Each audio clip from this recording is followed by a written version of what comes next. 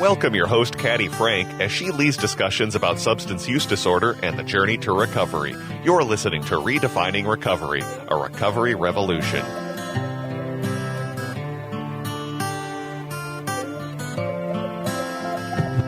Well, here we are. We are at a beautiful day in Minnesota, and it is Redefining Recovery, Recovery Revolution. Welcome, everybody. My name is Caddy Frank. I'm your host, and I have a beautiful human on the other side of me. You want to say your name? I'm Jennifer. Jennifer! We are here. Jennifer was here when we first started the show, and she's a beautiful human that has a lived experience that is a little bit, come closer, on the outside of some of the conversation that we have. And we're going to visit that, but I want to say a thank you to the organizations that help fund this incredible opportunity that I have, my dream come true. So special thanks to our generous founders, not founders, but funders. Thank you very much, including the Patrick and Amy Butler Foundation, Otto Bremer Trust, the Sauer Family Foundation, the Hardenberg Foundation, alongside many other foundations, corporate and individual contributions. And I'm just going to toss out a little something here, folks. We are actually on January 29th. And yesterday there was some political stuff that came down about freezing some funding.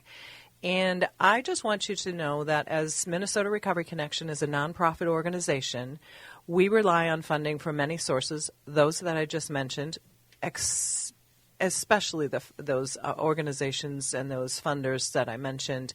But we also take federal funding, like many nonprofits do, across the entire country. And the entire country kind of got a little bit of a sting yesterday because we didn't know what was going to happen. So if you marvelous, you incredible, you fantastical humans are listening to this show and you get anything out of it, if you would be so kind to go to minnesotarecovery.org and hit our donate button, we want to keep this going. And if something changes in our funding, it might not. And y'all, this is my dream. This is my dream, to have a beautiful conversation about recovery and talk to Jennifer and talk to all the incredible people that we have talked to about how does recovery and the people that are impacted with recovery, their families, their friends, their communities, their jobs, their neighbors, everybody knows somebody who might have had a struggle. And so if you feel the urge to hit our donate button at minnesotarecovery.org, I will be forever grateful because it gives me the opportunity to continue this conversation. So I'm not pleading, but I'm asking with depth in my heart that we can always use the help. There's many organizations that are potentially going to struggle, but this stuff doesn't come free. Let's just be real. You know, we got to pay everybody's salary. AM 950 is an incredible organization that does incredible work and has many voices. They're part of our community as well. So thank you for listening to that commercial break on, please go to hit our donate button at minnesotarecovery.org. So this human across the table, your name again is? Jennifer. Hi, Jennifer. Hi, Caddy. So nice to see you again. Thank you for having me on your fabulous show. Oh, you're so incredibly welcome. So we start off the show because we want to start off on a positive note, or a note that really talks about who we are, and that is what's right with you today, Jennifer. Well, I need to dig a little for that, but I always come first to my partner in life, my wonderful miniature Schnauzer puppy. She's 6.5, and that's a good age for a dog. She still has some life in front of her. I'm glad that it's today, and that's where I am in her lifespan. Nice. I adore her. She's my life, and what else is good is for today.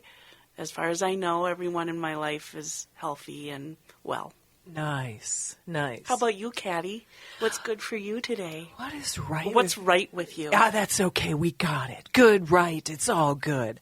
Let's see. What's right with me today? Today I am grateful to be here having a nice, wonderful conversation with somebody that I really enjoy. I also am grateful that I got to wake up and I got to say, today's a new day. And every day that we in recovery and those who are recovering, I really just have to be grateful that I have a place to go. I get to share the care for the recovery community. I get to be grateful for the small things, like the 2 cats I have at home. I had snuggle bunnies with one of them, Tigger. She came up on my lap today. And the other one came out of his little nest and was snoozing, and I got to give them both treats. So sometimes it's the simple things that we get to just go, oh, you know, we get those things. So I'm grateful that I have a community that I belong to. I've got people that I get to talk to, and I've got creatures, and I got a partner and a house. And hey, guess what? I bought a new car. Congratulations. I'm an actual adult. And it's a brand new car? A brand new car. I know. That's a commitment. I know. I kind of did the deed. Well, congratulations, and drive it in excellent health. Yes. And enjoy it. It's amazing how those driving defensiveness comes out when you got a new car. Yes. You know, it's interesting when you got kind of a 13-year-old car that's done you good for a long time. A bump here, a curb there, not so much of a concern. Oh, with a new vehicle. And all the new technology, you really have to have your wits about you. Holy bananas. It's very confusing. It tells you things that you never were told before. So for anybody who is fortunate enough to get a new vehicle, which I feel extraordinarily grateful, but anybody who gets a vehicle, you know, in our recovery community, there are people who haven't been able to drive. Yeah. Myself was one of them many years ago. Either you get a vehicle, you know, owned by a previous owner, or maybe a family member or something. Yes. Man, when we get your wheels back, I don't know if you've ever been in that situation where it's... I haven't. Oh, man. By the grace of God. Yeah, I didn't have a car for a year. And let me tell you, when I got the van that was given to me by a good friend back in the day because their family didn't need it anymore, she knew that I had the need. Her name is Kathy. The gratefulness that somebody said, you know what, we want to give you this opportunity. So I am lucky enough, fortunate enough that I could buy a new car, but having 4 wheels and a steering wheel and brakes that work just enough. Yeah. Woo! And those who are in public transportation, you take that public transportation. You do you. Or you do your scooter. Or you do your bike. You know, or you do those feet. But hey, a brand new car, that's another thing that's right with you today. Yeah, that's totally right with me. And I drive maybe a little too fast, but it's okay. Yes, my coworker Sarah always says, Caddy, just drive slow. So Jennifer was with me when I first came into this beautiful space to do this incredible conversation around recovery, because recovery really affects everybody. Jennifer and I are going to come back from a break in about a minute or so, and we're just going to revisit one another. Jennifer was impacted by substance use disorder in a different way, and the conversation is everywhere. The conversation around people that are struggling with substance use disorder, addiction, food, exercise, gambling, sex shopping, gaming. There's a lot of things that we use to kind of suppress maybe the weight that's coming down on us on the bigger world, changes that have happened in your life or in the country's life. So we use a lot of different things to make ourselves feel better. And so Jennifer has her piece of the puzzle that she's going to tell us about. And then we're just going to have a good conversation because we really like one another. And we've shared the fact that we have common things in history. And it's just like, wow, I got so much in common with somebody I just met basically like a year ago-ish, whatever that looks like.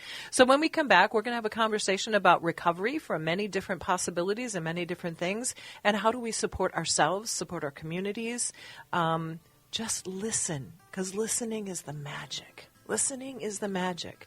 So listen to this tunage as we go out and take a moment to go, a deep breath. Thank you for listening to Redefining Recovery at Recovery Revolution on AM 950. Thank you. We've all seen the man at the liquor store begging for your change.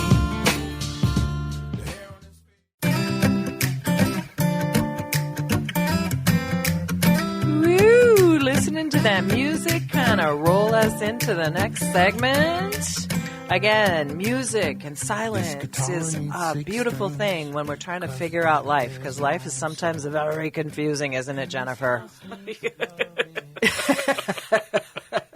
To say the very least. Yes, yes, yes. So last we met was many months ago when I was kind of brand spanking new, and Miss Erin was with us, and we were kind of embarking on this journey. And one of the things that we found out together is that you are not a person who struggles with a substance use disorder, but remind us who did and who was in your world. Well, both of my parents, they're both now deceased, but they were both in recovery when they died. Mm-hmm. My mother had over 43 years of sobriety. My father had over 17 years. Wow. And I do myself struggle with different substances at different times. Mm-hmm. Food is my drug of choice. Mm-hmm. I had bariatric surgery, and the weight loss surgery, and when you have that, they tell you, well, this is going to help your appetite, but then it can manifest in another thing. Mm-hmm. And it did. I mean, I started liking wine a lot. Oh, and that wasn't so healthy for me. Right. So I've experienced it myself. Yeah. In many ways, and growing up with it with parents and grandparents, and so it's all around. Yeah. No, and it's interesting because that lineage of what we have with substances, both my parents are passed. My father died about a year ago. That was a debacle, but we won't go there. But both of them struggled with substance use disorder, as well as I've sort of let it out on this program that my father that I knew my entire life was not my birth father. Yes. I had a birth father that I found out maybe 5 years ago, and he also died of complications with alcohol. So both my mother biological and my father biological, ironically, to kind of revisit the story, they died within 1 year of one another 33 years ago of the complications around my mother was mental health as well as alcohol. Mine too. Yeah. Okay. It's like this Jennifer and I thing. It's like, wow. And then the biological, he had all kinds of problems, health, that all were derived from alcohol. And, this stuff, I almost said a bad word there, but I held back. This stuff that we have revolving around us in our communities, in our families, it's real. Oh, yeah. And the way, for me, in growing up with that, I've learned about myself through some 12-step programs and just through what time does for us in being able to get more in touch with ourselves. Growing up with that, I was always attracted to people that had those issues. Oh, yeah. Because, there's this chaos that it becomes an addiction that comes from the disease or from the issues. Yeah. No, that's an awesome point, because you're right. It's like now I've got many years in recovery, somewhere in the 20s. I talk about it, but it's not the important part. What's the important part is that exactly what you just said, and that is that drama, that chaos, that always kind of loving to have that sort of excitement going on. Yeah. Man, that stuff is just I'm like, I don't want no drama. I don't want no chaos. Even if you think subconsciously that, I don't want that around, but that's all you know. And so for a period of time, yes. Yeah, because that's what kind of kept you alive. That's what kept me in survival mode. Yeah. All through childhood and adulthood. It's like, okay, when is the phone going to ring? What's going to happen? All this kind of stuff. Mm-hmm. And so it's sort of like it lights this weird fire in the back of you, like, oh, this is familiar. It's adrenaline too. Yeah, yeah. And yes, I totally get it. And thankfully, aging isn't all good. I wish I didn't have to color my hair, and there's lines on my face that I would rather not have.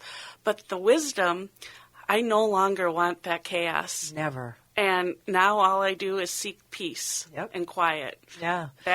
Going back to my miniature schnauzer. Yeah.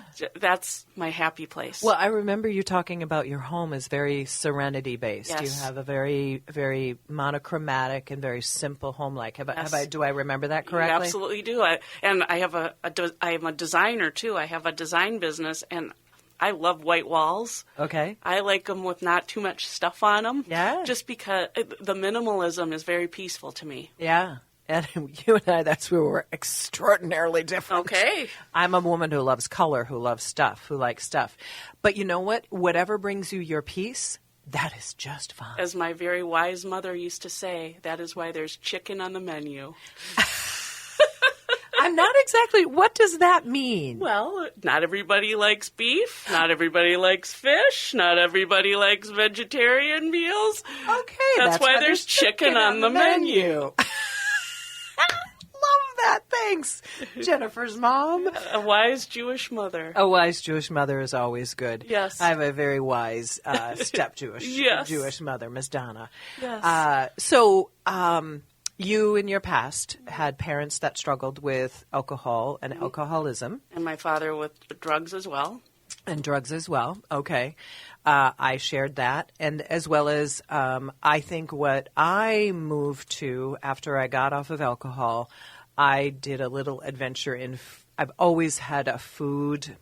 I came from a loving background, but a little bit of neglect background. And I always had enough food, but having the things that made me satisfied was where I went. Like when I got my first Suzy Q, I don't know if you remember those. I think they still make them. They were it was at the 7-Eleven down the street from my house. And I'm like, that looks really good. And I got a Suzy Q. I ain't never come back from loving my chocolate and my little or filling in the middle. I mean, there are those things that like are that catapult to that satisfaction. And this is comfort. Yeah. And this is prior to me even drinking. But when I gave up alcohol, that sugar became the next friend. And I think that happens so often. I remember my mother when I was probably 9 years old when she stopped drinking, and she immediately went to Reese's peanut butter cups, in a big way. Yeah. And because alcohol is all sugar. Exactly. And our body craves it then after it's gone away. Yeah. And it gives that little endorphin, it gives that little dopamine hit because, it's so satisfying. So, anybody who's listening, when we talk about addiction, yes, we talk about substance use disorder, we talk about drugs and alcohol. But we know in the recovery community that a lot of folks who give up one of their substances, cigarettes is their next kind of their thing they go to because it gives you that satisfaction, or they go to food. And then there's all the other things that we mentioned, gambling, sex, gaming, shopping, all those things. And these are things that we need to be aware of in the recovery community. And when we talk to people in our peer-to-peer services at Minnesota Recovery Connection, we check in and we say, hey, how are things going? And if somebody begins to sort of trail off and say, man, I'm vaping a lot, and that's the other thing, vaping, yikes. We're like, okay, cool. How you feeling about that? What does that look like to you? Yeah. We look at our community we try to look at a whole perspective, but from their perspective. Mm-hmm. And that's where the magic is. And so, Jennifer, again, when we talked last, you had a friend who was a good friend. An old boyfriend, actually. An old boyfriend, that's right. Okay. That I met when I was probably 13 years old at Buck Hill skiing. Oh, there you go. Lift line. And he was a drinker from a young age, and I was probably very attracted to that personality in him. Absolutely.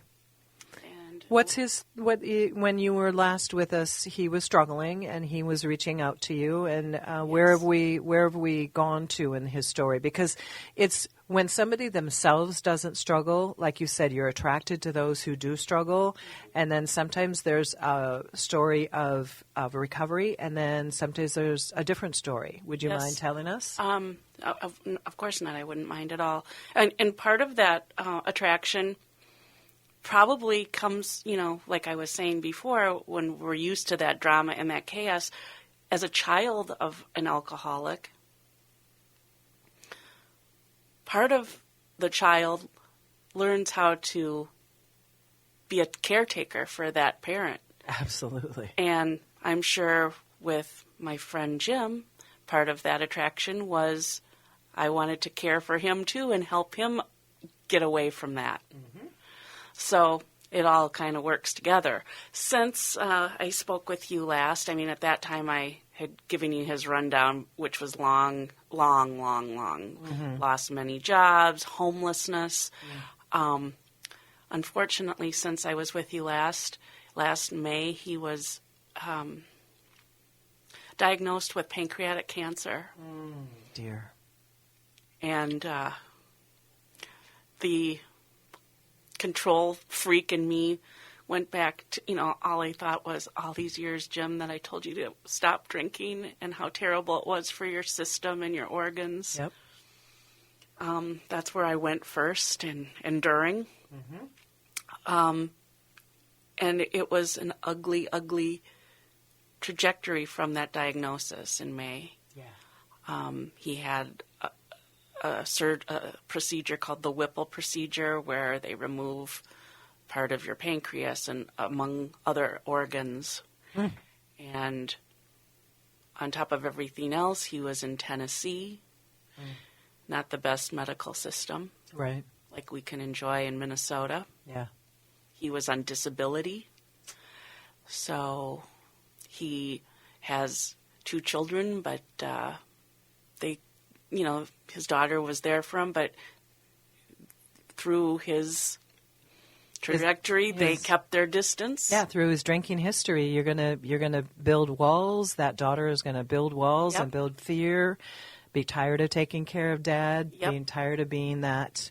And she did. She did step up, but differently than I would have. Differently, in her own way. Mm-hmm.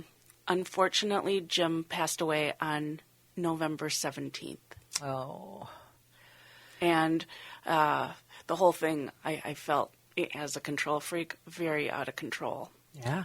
I mean, you can't stop an aggressive cancer, especially from Minnesota when your person is in Tennessee. Mm-hmm. And he didn't, unfortunately, have all the tools to have the kind of relationship that made it easy. Yeah. So. Yeah, I would imagine there was isolation, there was regret, there was shame, there was all those things. Yeah. And I'm seeing a woman across the table from me who's hurting really bad right now. And this is the reality of sometimes the people that we care about and care about a lot. Maybe a distant boyfriend, might be a relative, might be a partner, might be a brother or sister.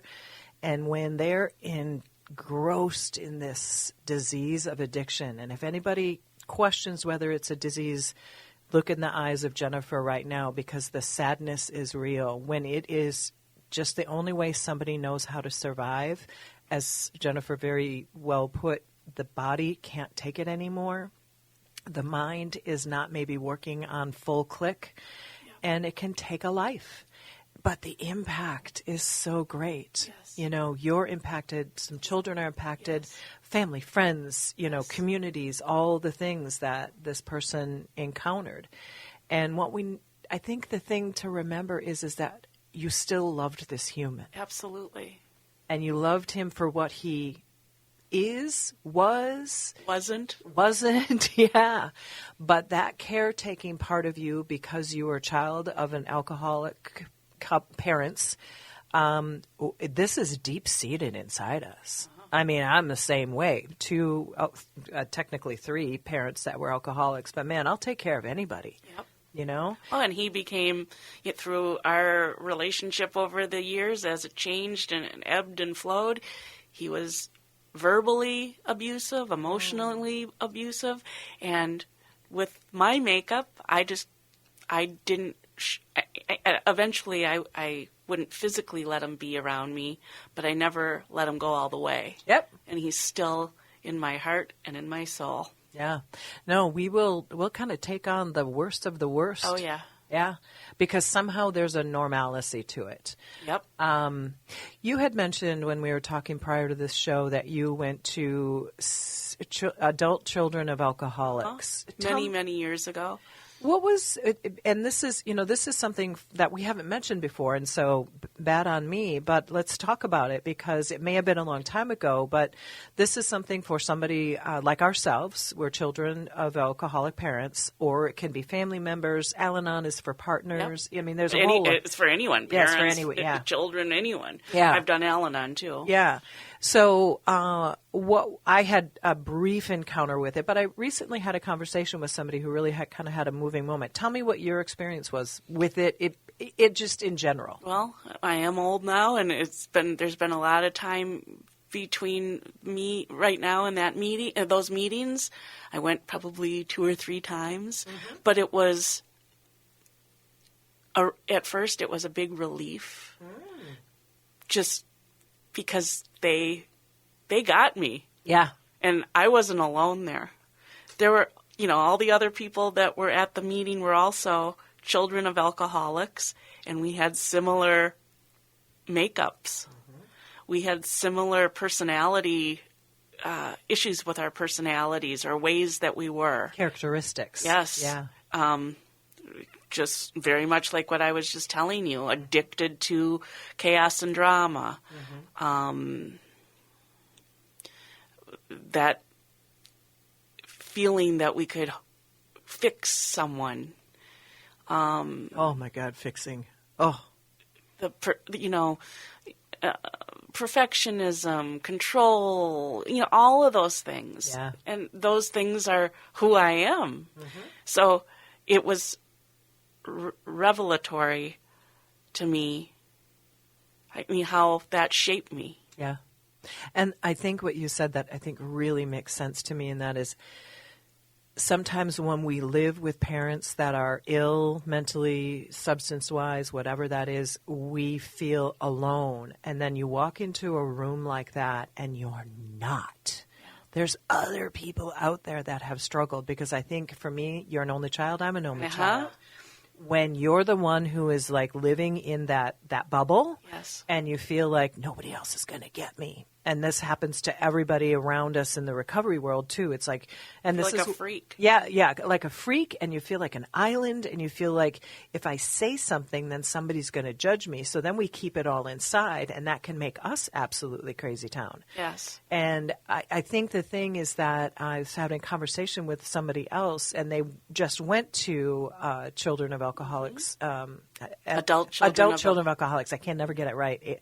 And their light bulb came on in the fact that, again, I'm in a room with people who get me, yep, and I don't have to bear the weight of what was, I hate to use the term, but was done to me. Yes. I didn't have any choice about my parents and their problems. And so I took on, like you said, their stuff, and then that became my normal. And what this person said to me was that I got to be able to say, wait a minute, that wasn't, that was, but that isn't me, and I don't have to own that crap. Yep. That crap belongs to somebody else. Now, did it impact me? Did it maybe make me have problems with substance use disorder? Did it make me drink, or did it make me do things that I didn't want to do? Yeah, it impacted me, but I don't have to own their stuff. Yes. And boy, what a relief that must be. Now you're making me think I got to go back to one of these meetings. It's fabulous stuff. Yeah. It's fabulous stuff. And it's that group that you can be around where you get to, I talked about this in my early days of going to AA. I had to go because I had a couple of DWIs way back in the past, and it was a probation requirement. I had to get what we call the blue card. Hey, it's now purple. I just found out. Signed by the person. Bipartisan. Bipartisan. Yeah. Had to do that. Yeah, that's okay. I love it. But, I had to get this card signed because that was part of my wheelhouse. But I remember I would always say when I went into that meeting in that time and place, I got to take off my cloak. I got to take off the cape of being someone who had to kind of protect myself, because I didn't know how people were going to see me if I told them that I was an alcoholic, that I had a couple of DWIs, that I used to drive drunk, that I used to do all these things. And it's like, that was who I was. It's part of who I am, but it's not who I am today. Yep. But in that space, and I'd imagine with the adult children of alcoholics, you get to walk into a room and go, it isn't just me. Yes, absolutely. It isn't just me. And, you know, when you're living in it as a child, you don't know any different. Mm-hmm. This is your reality. So you don't know any different. You conform to what your reality is, and you build survival mechanisms, and, you know, it causes you to grow up way fast. Too fast, yeah. No, I've said that for years. I had to grow up really fast. Yes. And you did too. Yes. Yeah. And that, to me, what I gather from that's positive is that I am a survivor. There's nothing that's going to take me down because I know how to survive. But then my childhood got impacted because I had to be more adult. And so when I tell you I bought a new car, man, that's like adulting on a huge scale. But that's the kind of stuff that I would have never dreamt about because it was so outside. Survival was the mode. Yeah. You know? Well, and for me, it did rob me of my childhood. Absolutely. I think when I first was on your show months ago, I told you about when I was 7 and 8 years old in Northern California with my dad. We'd be at drug dealers' houses hanging out until 2, 3 in the morning. And all I wanted was to go to bed and sleep. So that took away my childhood. Now I'm 57. I've never been married. I don't have children of my own.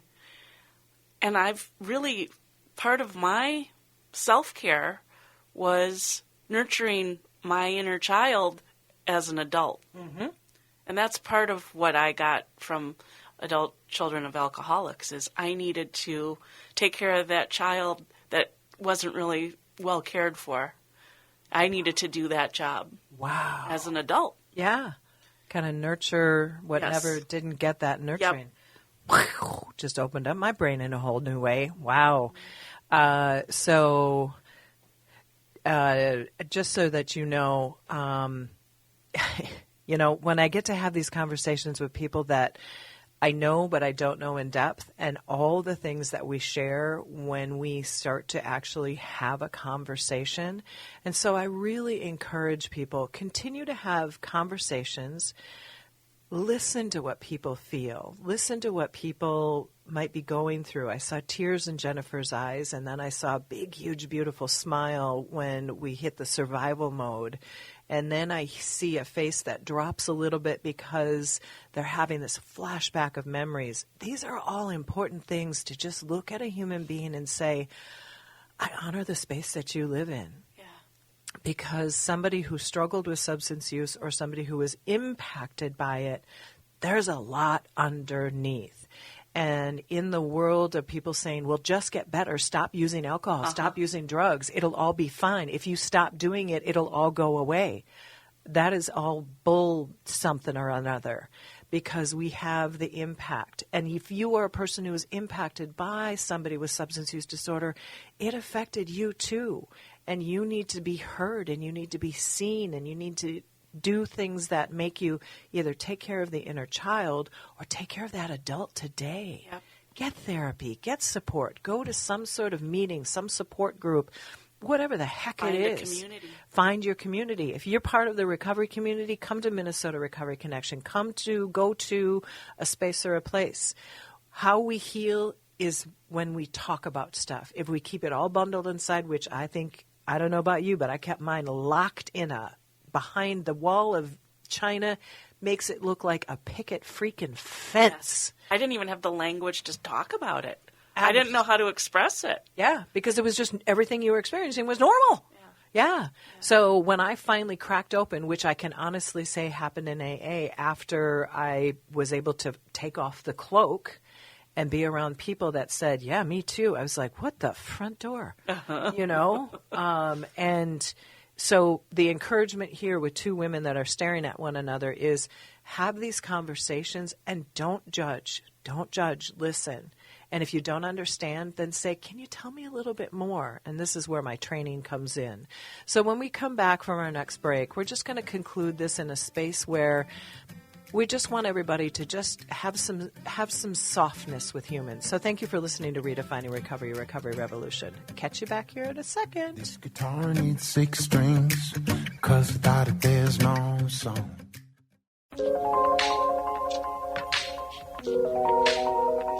Soaking in that beautiful music. I love this vibe. I know, isn't it great? Just kind of gets you just sort of rolling in your chair, thinking thoughts. Just kind of calms you down a little bit. Yeah. So when we last talked, we were really kind of having some serious feels here. And Jennifer really is sort of feeling when we are struggling with either our addiction or helping somebody with an addiction, what came up is that when I said no judgment, don't judge, Jennifer literally wrote it down on a piece of paper as we're sitting here. And it's like, it is so hard not to. We struggle with it in our own community with peer-to-peer services saying, why the heck are you still, we're thinking in our head, not saying it out loud. And one of the things I talk about in my class, and that is, and really it's like, if I judge somebody else, I better turn that mirror back on me and say, is that how I would like somebody either to talk to me, think about me, whatever it is? Because what happened in people's lives, we don't know all the details, and the details may never come out. But when we think about how we can help people, non-judgment, just listening, asking really important questions if it seems appropriate, or just giving somebody a voice. Do you want to kind of share what you were thinking about that? I have, since Jim has died from his pancreatic cancer, I have a lot of regret from my part in that decline for him. Mm-hmm. When he would tell me what was going on, what his doctors would say in his appointment, or how he was feeling, instead of listening, a lot of the time, again, I tried to swoop in and fix and take the fear of dying away from him. I had no business doing that. I don't know anything about, I'm afraid of it myself. Sure. And who was I to try to say, oh, it's going to, we're going to get through this together, and it's going to be okay, and one day at a time, all of it was BS, and I'm really pissed at myself for it. I have regret in his death that I wasn't a better listener and couldn't just be quiet. Don't beat yourself up. Don't beat yourself up. What I'm hearing when I hear you say that is that's what you had to say to yourself all through your childhood, all through the times when your parents were struggling with it. So we had to constantly say to ourselves, it's going to be okay. It's going to be okay. I'm going to make it through the day. You're going to be fine. It's going to be fine. Because to me, that's the voice that you were telling yourself. Yeah. And you wanted him to believe it.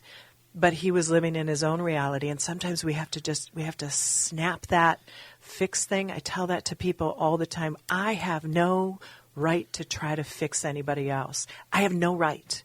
But what I do have the opportunity to do is I can say, tell me more about how you're feeling, because that's where the magic is. And so don't beat yourself up for what you didn't know how to do better, because we are trying to fix people all the time. We're trying to fix our work. We're trying to fix our customers. We're trying to fix our people, because it's the nature of somebody who's lived in the world of addiction, either impacted by it or themselves.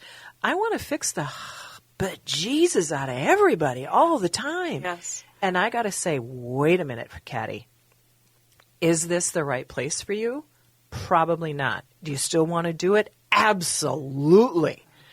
But it's not my job. It's their job. So what we talk about at work is how can I give somebody the tools, or how can I give them the resources, or how can I maybe talk about my story and say, you know what, I don't want to tell you what to do, but let me tell you what happened when this situation occurred in my life that has some similarity, because nothing's ever the same.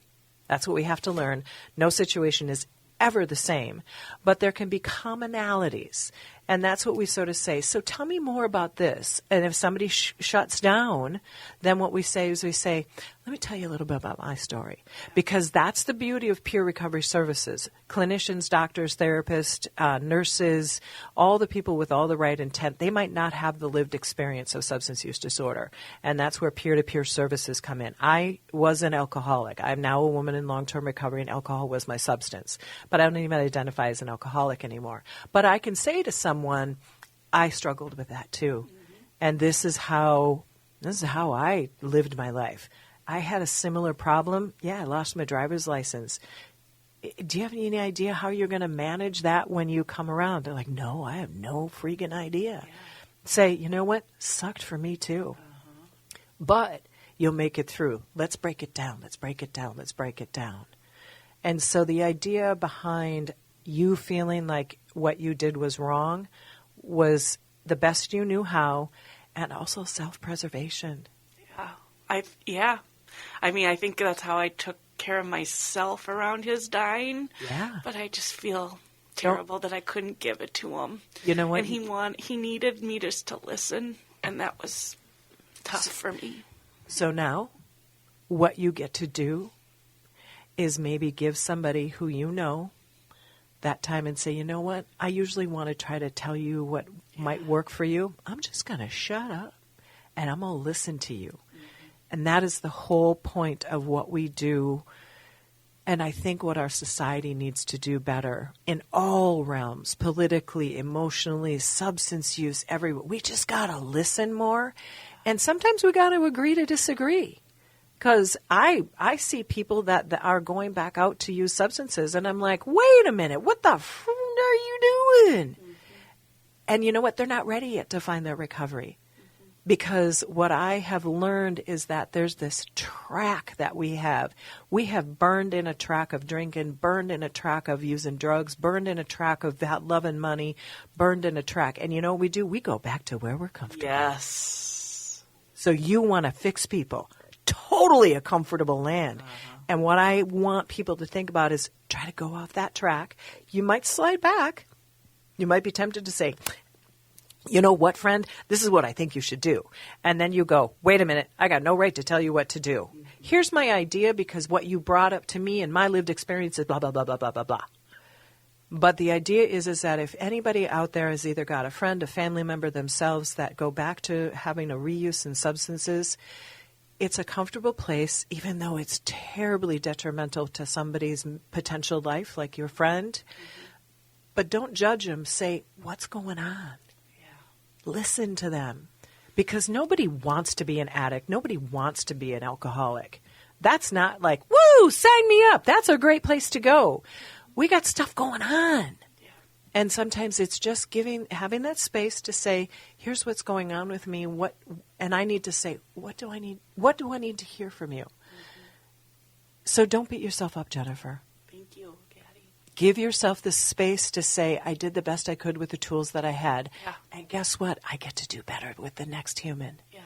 Because all we have are these relationships where we just say, we're just showing up as best we know how. At the moment. At the moment in the time. And then sometimes we want to say, do this, do this, do this.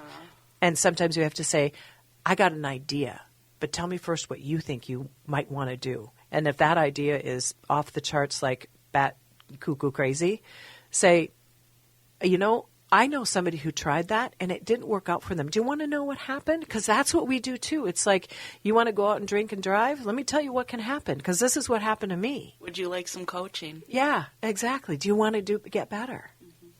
So guess what? You're human. And we're complicated as all get out. We are not easy to figure out. So for anybody who's listening to this conversation, be kind to yourself. Be kind to others. Listen more, talk less. As somebody said to me, you got 2 ears and one mouth. Oh yeah, I love that one. You know, use those appropriately. Again, we're about ready to close up the show. Thank you for listening. Jennifer, thank you so much. Thank you for having me. Yeah. Thank you so much for having this show. Yeah. I appreciate important. it. Is important. It is important. So all of you out there, be kind to yourself, be kind to your neighbors, be kind to your friends. Again, be kind to yourself. Listen more, talk less. Minnesota Recovery Connection, minnesotarecovery.org. If you're feeling that urge to help our community, if you hit that donate page, thank you to all of our funders. Thank you to AM 950. Have a wonderful day and live life. Thank you very much, everyone.